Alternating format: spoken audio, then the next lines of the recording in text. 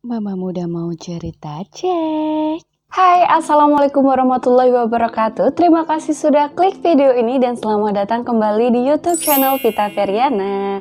Kali ini Mama Vita mau menceritakan sebuah kisah yang ceritanya ini mirip banget sama sinetron-sinetron yang mungkin kalau kalian pernah nonton, yang judulnya gini nih, Putri yang Tertukar. Ternyata hal seperti itu tidak terjadi di sinetron saja, tapi memang pernah kejadian di dunia nyata. Ceplu dan Dewi yaitu merupakan dua nama bayi yang lahir di puskesmas yang sama dan mereka ini sempat tertukar guys. Dan tertukarnya mereka ini mengakibatkan sepasang suami istri sampai dipenjarakan. Ya, kasus tersebut itu terjadi pada tahun 1987-an. Dan pada saat itu kasus tersebut itu sangat heboh, viral dan juga menjadi berbagai sorotan media.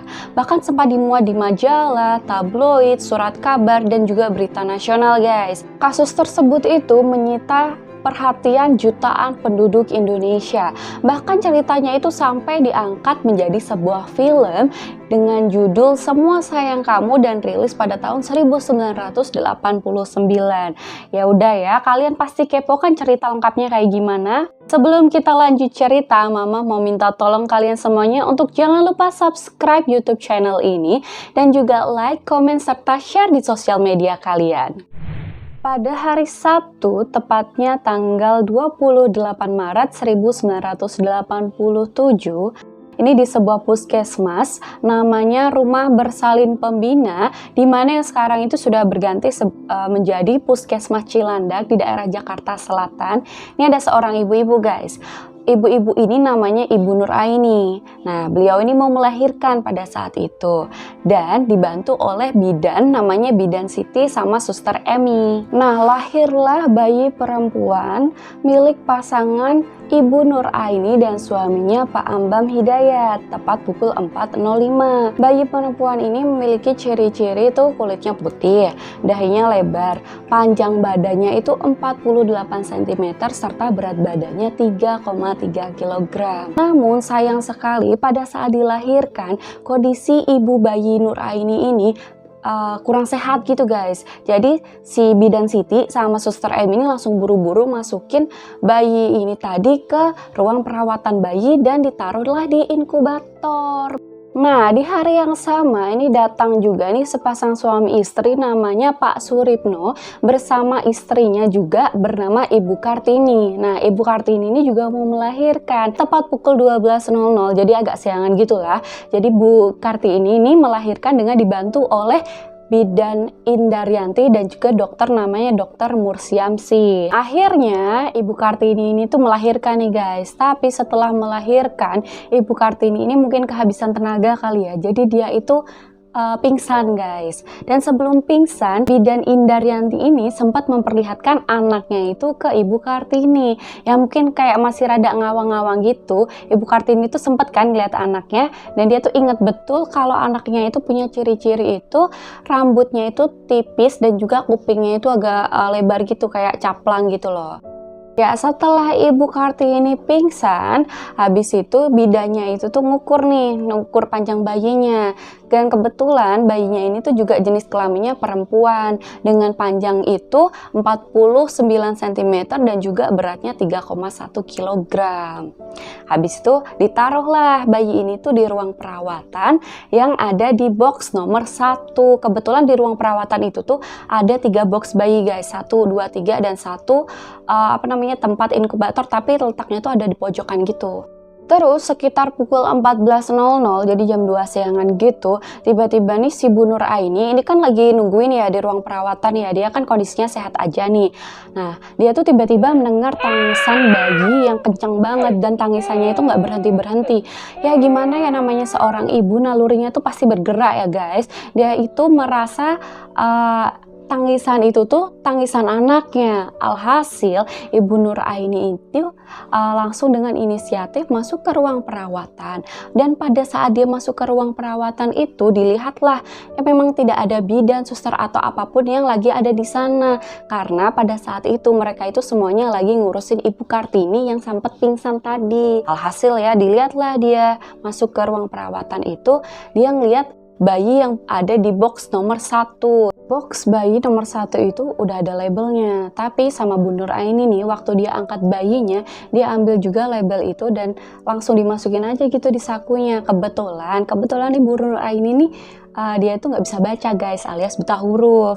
Akhirnya diambil lah itu anaknya, disusuin lah sama dia di ruang perawatan. Setelah Bu Nur ini menyusui anaknya, dia tuh kemudian meletakkan kembali bayinya itu di box nomor 1. Tapi tuh lupa banget buat naruh kembali labelnya. Jadi labelnya tuh masih disakuin guys sama dia. Kebetulan Bu Kartini ini keadaannya sudah mulai membaik dan dia udah mulai sadar gitu. Akhirnya Ibu Kartini ini dimasukkanlah ke ruang perawatan bersama dengan Ibu Nur Aini. Nah, di ruang perawatan akhirnya mereka berdua ini diberikanlah bayinya masing-masing oleh suster.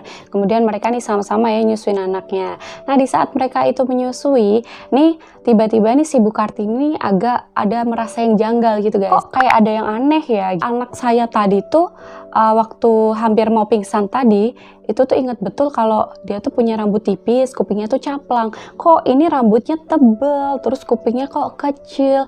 Jadi dia tuh agak curiga guys. Pas lihat anaknya Ibu Nur Aini di sebelahnya nih, sebelah kasurnya dia itu. Nah, dia tuh memiliki ciri-ciri yang sama seperti anaknya dia waktu baru lahir tadi.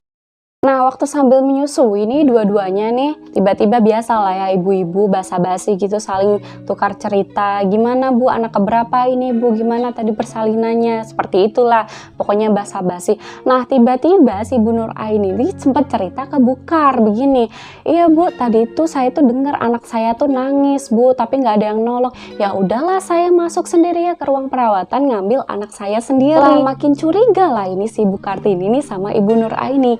Jangan-jangan anak yang diambil sama Ibu Nur Aini tadi itu memang bener anaknya. Dan anak yang sekarang lagi dipegang sama dia itu bukan anaknya, melainkan anaknya Ibu Nur. Pada malam hari, Ibu Nur Aini tadi kan masih bawa label yang dia ambil dari box bayi tadi ya. Dikasihlah sama suaminya, namanya Pak Ambam. Nah, dikasih nih, Pak nih tadi saya nemu label nih waktu saya ambil anak kita di box gitu kan. Dibacalah sama Pak Ambam, oh ini punya Bu Kartini, ya udah balikin sana. Nah, dari awal kan tadi saya udah cerita ya, kalau misalnya Bu Nur Aini ini buta huruf guys. Jadi dia tuh nggak bisa baca. Akhirnya dikembalikanlah itu label ke Ibu Kartini. Di situ Bu Kartini tuh makin curiganya tuh makin menjadi guys. Lah, ini label kenapa bisa ada di tangan Bu Nur Aini ya gitu. Apa memang benar tuh tadi tuh Bu Nur Aini tuh ngambil box bayi yang ada label namanya. Akhirnya gimana sih, naluri seorang ibu tuh pasti kuat banget ya. Si Bu Kartini ini curhat guys ke suaminya si Pak Suripno tadi. Dia curhat begini, Pak kayaknya anak kita ini tertukar deh. Aku tuh yakin betul kalau misalnya anak yang sekarang kita pegang ini bukan anak kita.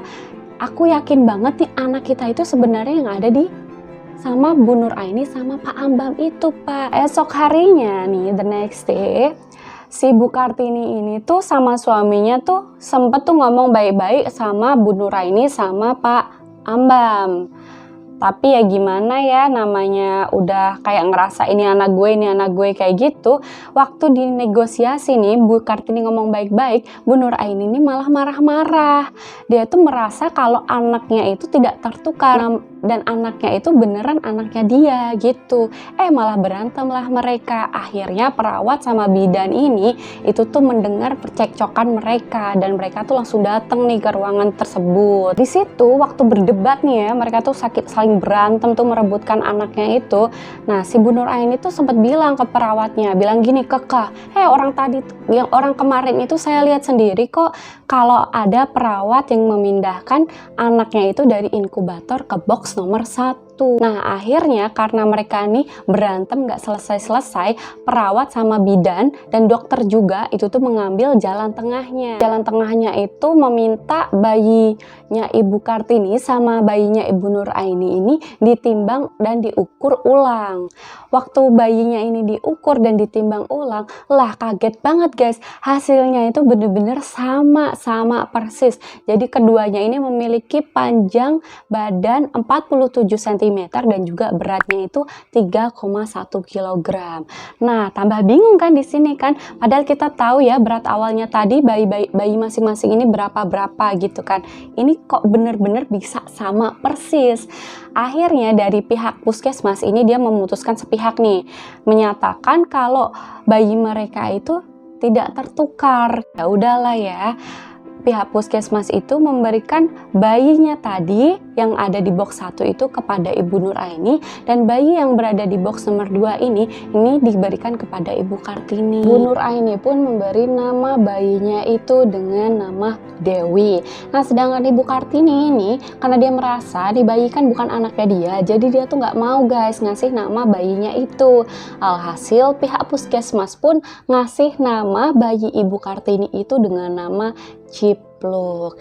Nah, esok harinya mereka akhirnya pulang nih ya, dan mereka membawa pulang bayi yang sudah ditetapkan sama pihak puskesmas kemarin. Di dalam hati, Ibu Kartini ini masih merasa gelisah dan yakin betul kalau bayi yang dibawa sama Ibu Nur tadi ini tuh adalah bayinya. Jadi di rumah dia itu masih gelisah banget, dan bahkan walaupun hari-hari sudah berlalu, kadang nih si Ibu Kartini ini diam-diam menengok bayinya yang ada di rumah Ibu Nur Aini hanya untuk memastikan apakah keadaannya itu baik-baik saja. Bahkan Ibu Kar ini membujuk suaminya Pak Suripno untuk bernegosiasi langsung ke Bu Nur sama Pak Ambam guys. Jadi dia tuh karena nggak tega gitu ngelihat istrinya tiap hari tuh sedih, gelisah, ngomel-ngomel terus, akhirnya Pak Suripno ini datanglah ke rumahnya Ibu Nur dan Pak Ambam.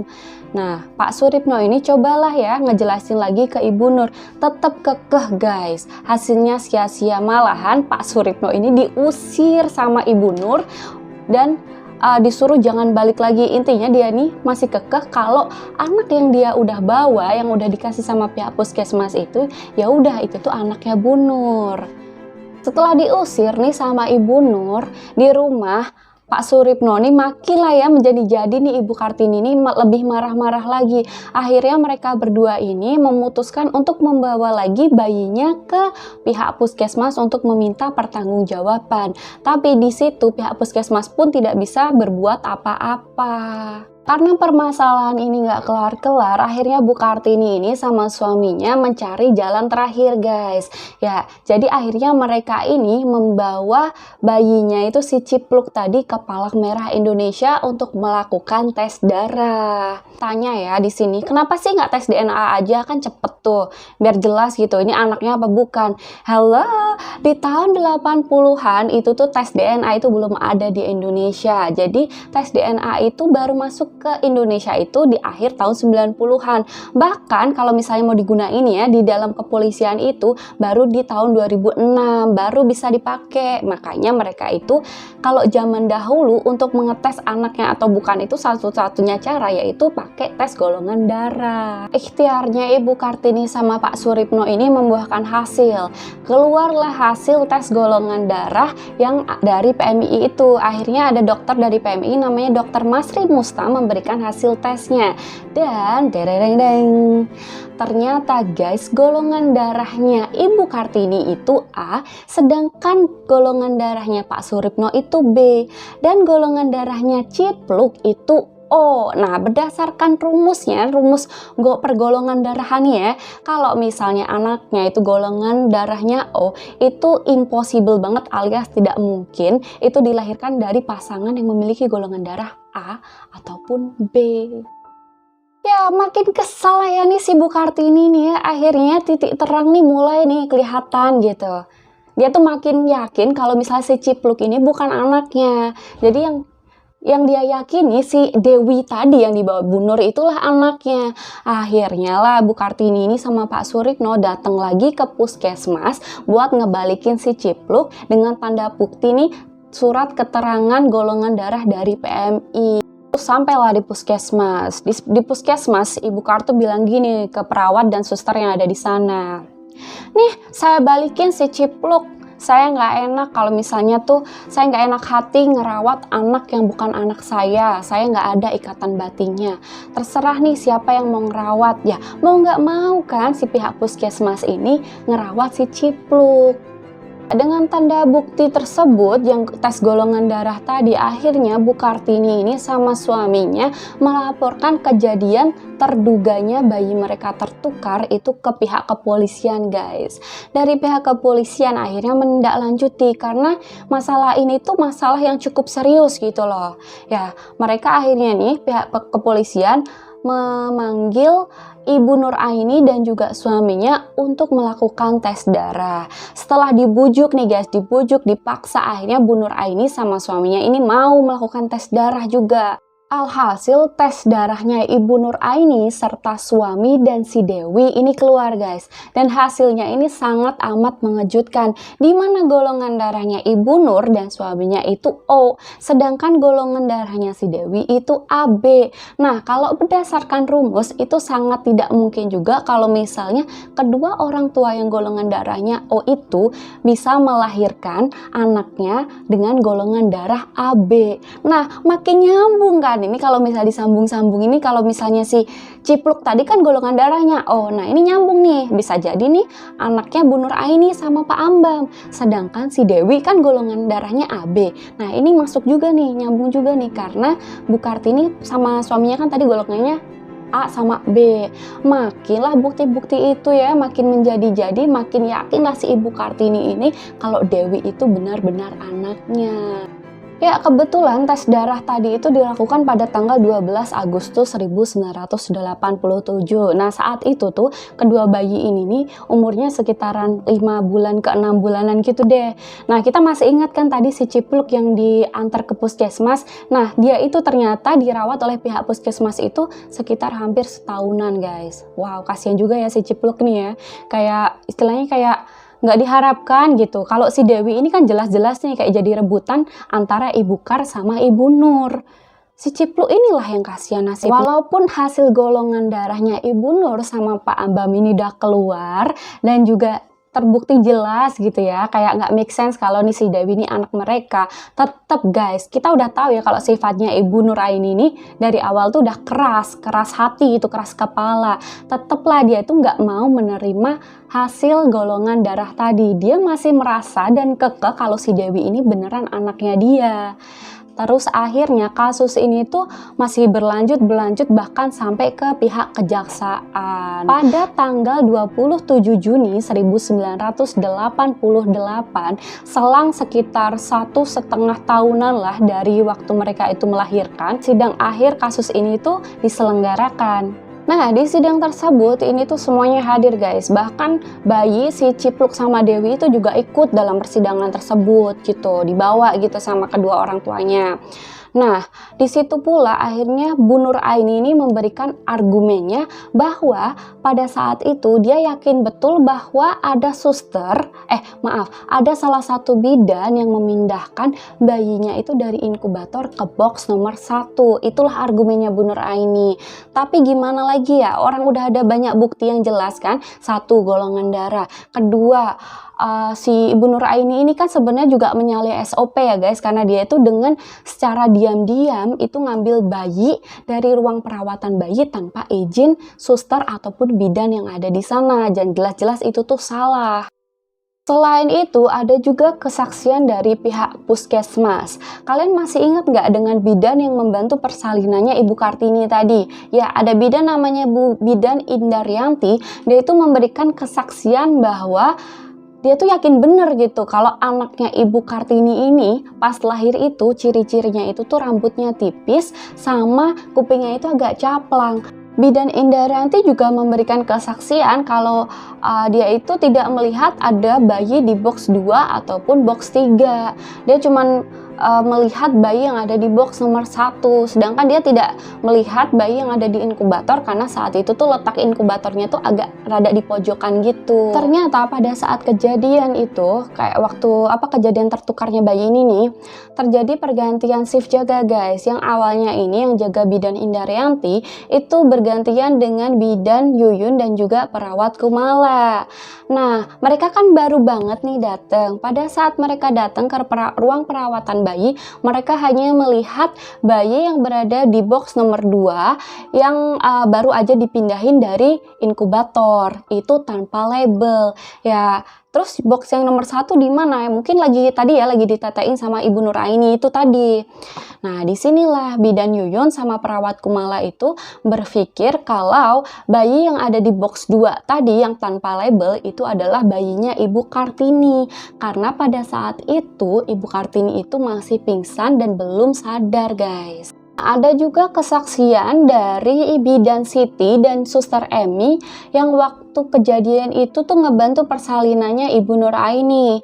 Masih ingat nggak di awal tadi kalau kondisi bayinya Ibu Nuraini tadi itu kan kurang sehat ya guys. Akhirnya Bidan Siti dan Suster Emi ini buru-buru banget naruh bayinya Bu Nuraini ke inkubator. Jadi mereka itu lupa gitu ngasih label ke bayinya Ibu Nuraini. Jadi pertanyaannya nih dari tadi nih ya, Mama tuh bingung, kira-kira siapa ya yang memindahkan bayi dari inkubator ke box nomor 2?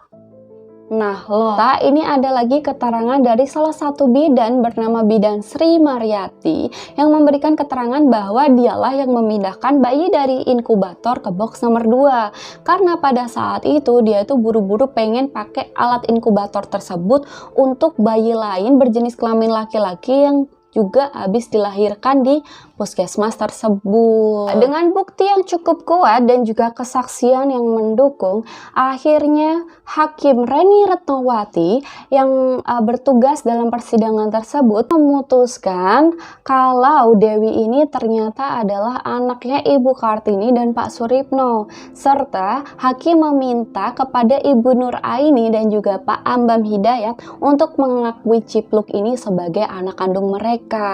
Bu Nuraini dan juga Pak Ambam akhirnya dijatuhin hukuman 6 bulan penjara dikarenakan dengan sengaja menukar bayinya pada saat di puskesmas tersebut. Nih, karena Bu Nuraini itu juga masuk ke ruang perawatan itu tanpa izin dari bidan ataupun suster yang jaga, alias menyalahi aturan. Nah, akhirnya Dewi dan Cipluk pun kembali ke orang tuanya masing-masing. Akhirnya di sini Bu Kartini itu sangat lega sekali karena usahanya itu, naluri kuatnya itu sebagai ibu kandungnya Dewi, itu kan dari awal kita udah denger ya kalau Bu Kartini itu bener-bener bersikeras pengen memperjuangkan Dewi dan yakin kalau si Cipluk itu bukan anaknya. Ya, sekian kisah tertukarnya bayi Dewi dan Cipluk yang waktu itu sangat-sangat heboh pada tahun 1987-an ya guys. Ya, Mama harap kisah ini tuh bisa memberikan kita pelajaran dan juga bisa memberikan kita manfaat. Nah, sekian kisah dari Mama Vita kali ini. Kalau misalnya ada yang mau ngasih saran atau ide cerita apa yang kira-kira Mama bisa bahas untuk next konten, bisa langsung juga di-type di kolom komentar. Akhir kata, Mama meminta maaf kalau misalnya Mama ada salah kata, salah informasi, dan Mama mau undur diri dulu ya. Dadah, thank you, jangan lupa subscribe. Thank you for watching. Mwah.